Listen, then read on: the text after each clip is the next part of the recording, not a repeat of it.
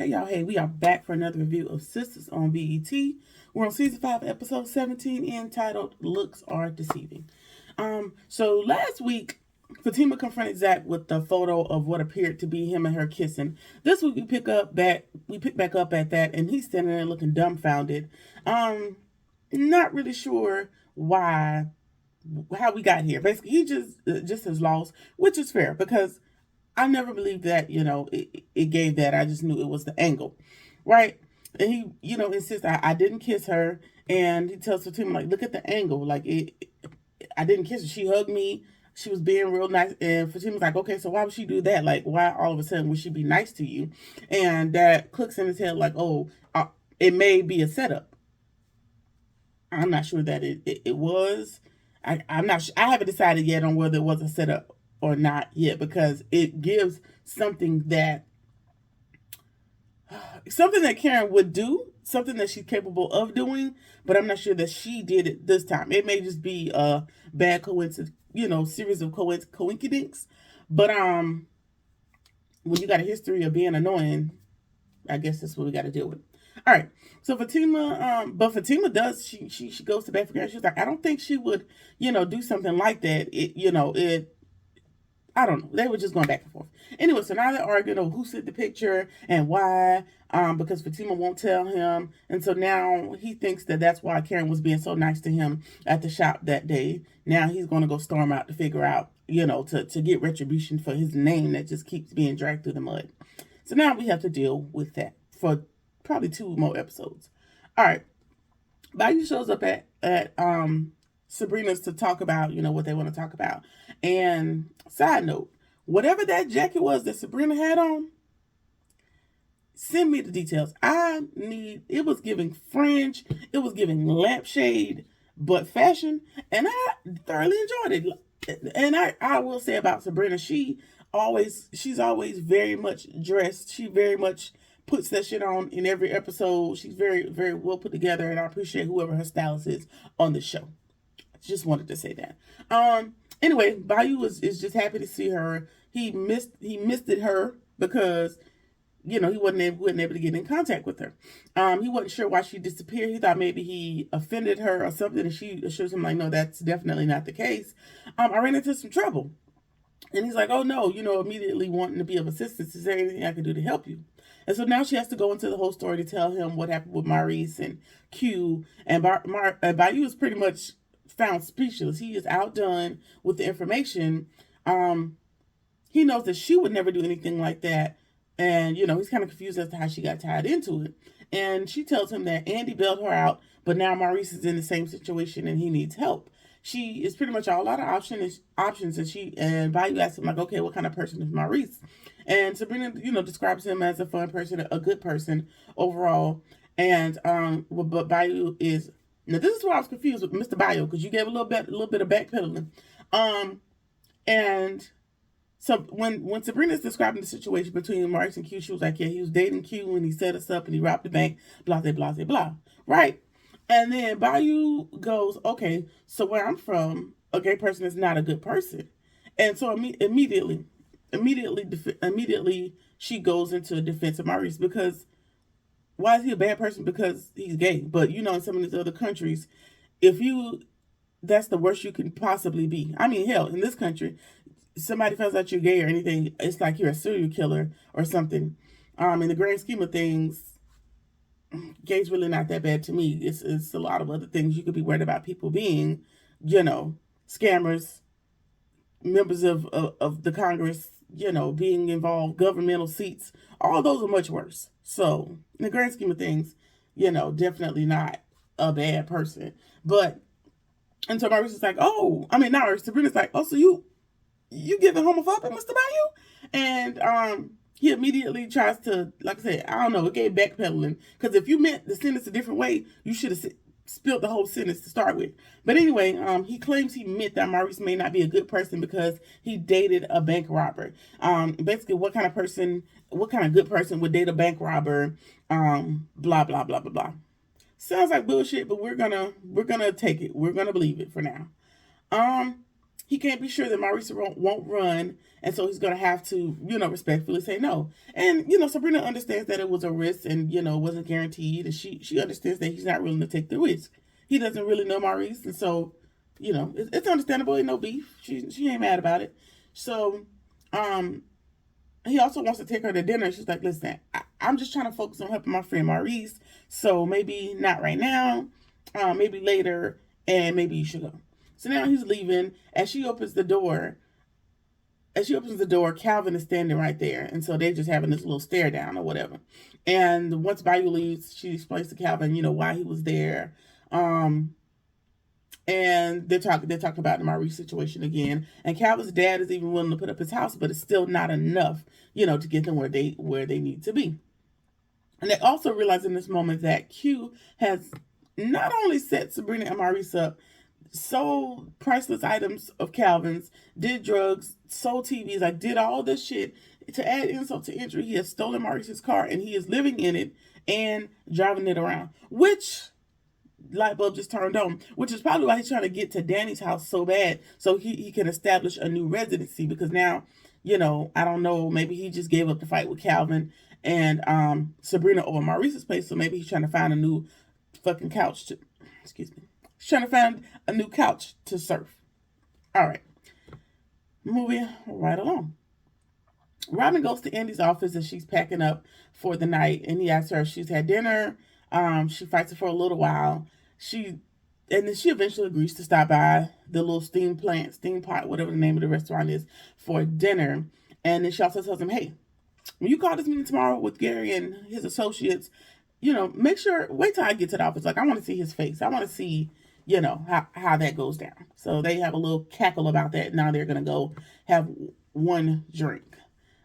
We know they never really have one drinks on these series, so shit is about to go down, but we'll go with it. Preston is at Danny's cooking dinner. Granted, he was supposed to leave. When Danny went to work, he was going to head home because she won't accept his proposal. All right. And she says that, I thought you were supposed to be gone. Why are you still here? And he just wants to talk to her. Okay, you said that 7,642 times this season. Y'all just talk and just get the conversation over with. And that is what we eventually get to in this scene. So he wants to know, hey, why won't you marry me? And she says, we don't have enough in common, and I think that we should if we potentially going to get married. So basically that's the surface answer. So we keep getting into the conversation, and she really likes him, but she doesn't know if it's love the way he loves her. So she doesn't love him the way that he loves her.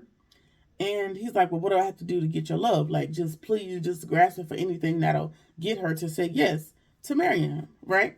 She doesn't think that, this is right. It's not under the right circumstances. It's just not going to happen.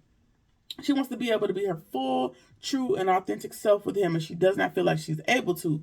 I'm assuming by way of them not having much in common, for him to not, for him not being capable of understanding who she is in totality, which makes a damn good point, Danny.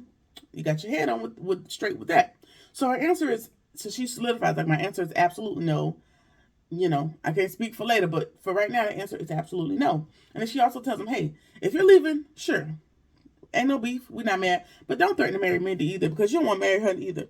And then she asked him, what's your rush?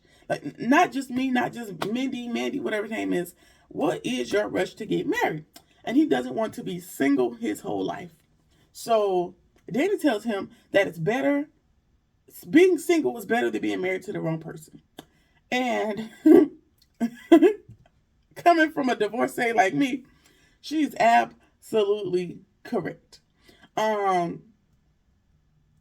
let's just say it doesn't apply in my situation. Let's just say that. But sometimes, society or your parents or your family will tell you, oh, you're 30 or you're getting a certain age or whatever, the pressure is. And you think, oh, it's time for me to find somebody. Let me hurry up and find somebody. So you be in this mad dash just to grasp at a person to latch onto, and it ends up being the wrong person, which is a waste of time, effort, energy, and the legal system, because what's the point if it ends up dissipating? So, the moral of the story is just be single. It's really no rush.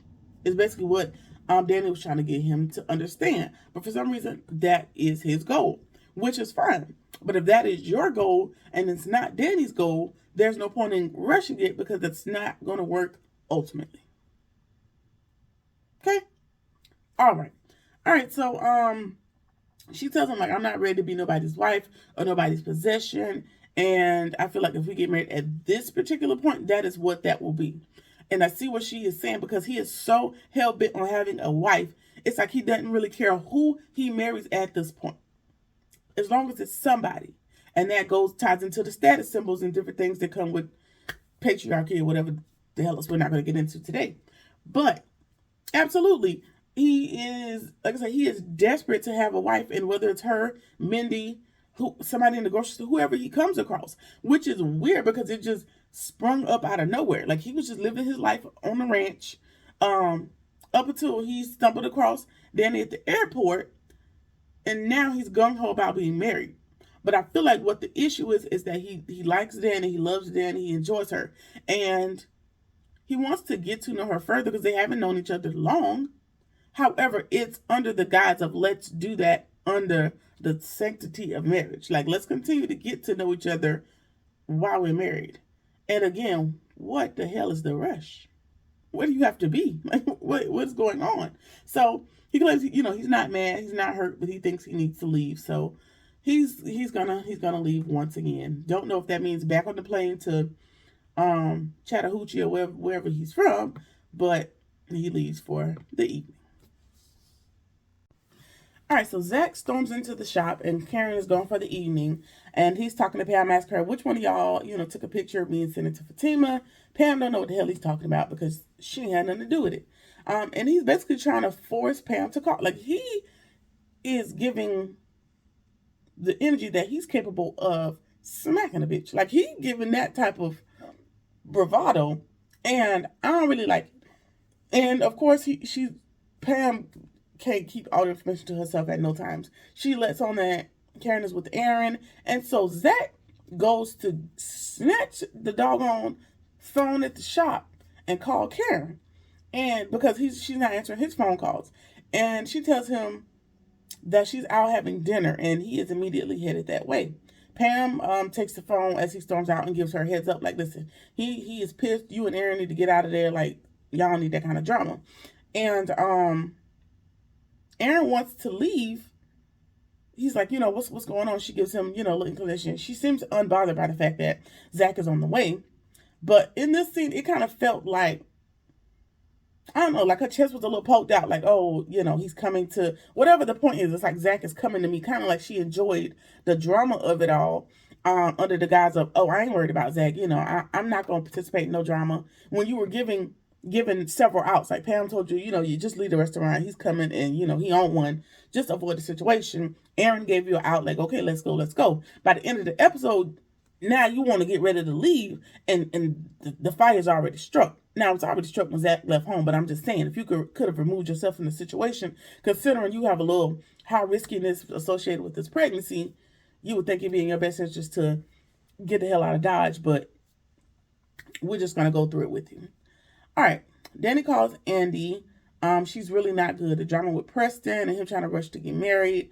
She doesn't want it like this. So she doesn't say at all whatever. She doesn't want it like this, like under the circumstance, under this pressure.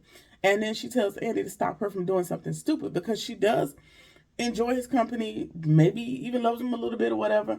And she feels like maybe she might give into the pressure just because, they're going back and forth with it, with this whole marriage thing. And so she tells Andy to stop her from doing. No.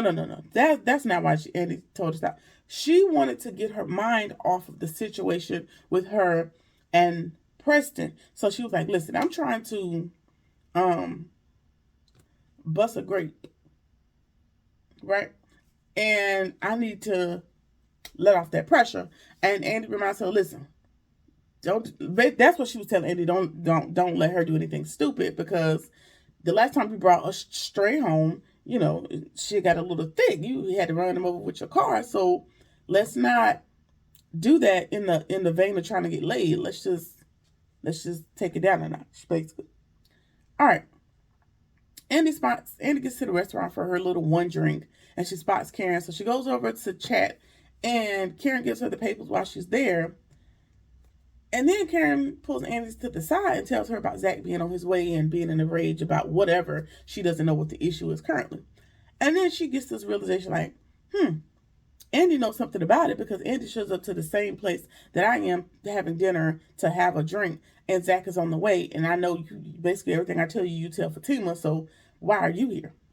Now, coincidental. Why coincidental? All right, cool. Karen asks her if that's why she showed up here, and Andy has to assure her that in fact is not why she is there. All right, Fatima calls Andy and tells her that she confronted Zach, and then she tells Fatima that Zach is on the way to the restaurant. Again, Andy can't hold water in a cup. It's just the nature of her personality or her character on the show. Now Andy is all intertwined in the mix of Fatima, Zach, and Karen. I almost called it Zatima because it's the show. Anyway, she all intertwined in the mix. And so Fatima's like, why would he be over there? She's confused about the situation, but we'll get back to that by the end of the episode. Robin is trying to get her to eat dinner while she's there, and she seems to be sticking her guns to her. I'm going to have one drink. But after Zach gets it popping in there, you probably going to need more than one drink, because it's just a lot of drama that's going to come within the end of this episode into the next one. Moving right along.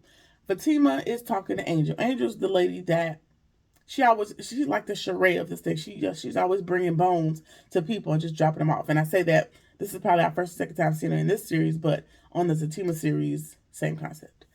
Zach is pissed, and he's, headed to Karen. This is what she tells Angel. And now she should have never showed Fatima the picture.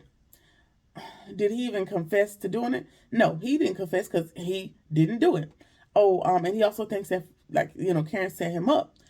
Fatima's still not sure about the lady that sent Angel the picture. It's something about that lady that it's not sitting well with Fatima. Like, it's just weird that, she would think to take that picture and send it to you. Like, it's kind of sketchy. She claimed she was going to sit there and wait on him to get back, after he handled what he needed to handle with Karen. But he immediately changes her mind and heads to the steam plant. So now, we got Karen, we got Aaron, we got Fatima, and Angel, and Andy, and Zach, and Robin, all down to the steam plant restaurant. Seems to be a nice upscale after hours type of dinner spot, and they about to get the shit going. Everybody on the series except Danny and Sabrina and Maurice is pretty much down at the steam plant, and it's just gonna be a whole bunch of chaos, I'm sure. All right, Maurice calls Sabrina and Calvin back. Okay, Calvin wasn't there either. Maurice calls Sabrina and Calvin back, and he's nervous. Like, he is coming unhinged. Maurice is normally witty and stoic and that type of thing, and he's losing his composure. He's nervous because they ain't got that kind of money. They can't come up with it, and they're still trying, but he is back on this attitude kick about them, better doing this and hurry up and y'all need to help me. And then she tells he does make a good point here. She tells him, like, listen, we're trying, we asked Bio, but he did say no. He's like, well, why would you even bring it up? It wasn't no point in telling me that. Like, he ain't got it. You shouldn't have. There was no point in giving me the information. I got enough on my mind right now, which is fair. All right, so, they still try to insist on letting him know, like, we're trying our best. We're doing what I can. And again, he's becoming more and more unraveled. And now he's just kind of giving up hope that they can do anything for him. And he tells them, like, listen, I'm going to figure out my own way. And he hangs up the phone on them. So Maurice he might have to do what he got to do to get up out of jail, because, it ain't looking good for your boy. Then Danny shows up to Sabrina's, and she is high as a kite. And Sabrina wants to participate on this trip because it's just a lot going on. She tells, Danny what Bio says, and Danny reminds her that listen, there's nothing you can do about it. You are exhausting all options. You are doing as much as you could possibly do. The nature of the situation is there's only so much that you can do, so you can't beat yourself up about it. And you also have to keep in mind that he kind of sort of got herself into the situation. So don't make this your cross to bear. Like I understand, you feel guilty that you're not in jail, and Maurice is, but I mean, do what you can, but the rest is just, it is what it is, basically. Good sound advice. All right. Zach gets to the restaurant and he accuses Karen of playing games and asks if she had somebody, take a picture of them hugging yesterday at the shop. And he is so mad. He is bamming on the table. Like he is pounding his fist on the table. In between him yelling at Karen, he's yelling at Aaron yelling at him. It's just a whole lot of chaos. Karen's trying to tell him, like, listen, I'm not answering no questions right now. We're in the middle of a restaurant. Bring it down. And that's only escalating the situation. He is getting more and more agitated. And now she tells Aaron, oh, you know what? We finna go. Had you left 5 minutes before, maybe we wouldn't be in this situation. But anyway, they're trying to leave and Zach grabs Karen's arm. I don't think it was to hit her, but I guess to prevent her from answering the line of questions that he felt as if she needed to answer right then and there. And so now the dudes get into it, which at this point, I ain't mad at it because keep your hands to yourself. Keep your hands to yourself. We also know that Karen keeps that fire on her, and had you fired your ass up, this has been a whole nother episode. But anyway, the dudes get into it, and now they in there fighting. Looks like Aaron might have got tossed up. I mean, looks like Zach might have got tossed up. It looks like he got a little power drive in on him. Looks like Aaron got the strength of the Lord behind him, and you might not want to do too much. But hell, here we are. We're in the middle of a fight. All right, so that has been it. I think we got about 3 more episodes in this season, and 20 episodes be a lot. Like I'd be exhausted with the plot lines with the people by the time we get to the end of the season. So I'm getting to the burnout phase, but we got 3 more episodes. I'm gonna be here. We in this thing together. But next episode, I'm sure they're just gonna break up the fight and break the shit up, and we're just gonna keep moving. That has been it. Let me know what you think about the episode. Like, comment, share, subscribe, or whatever it is that you feel like doing, and I'll see you in the next one. Peace.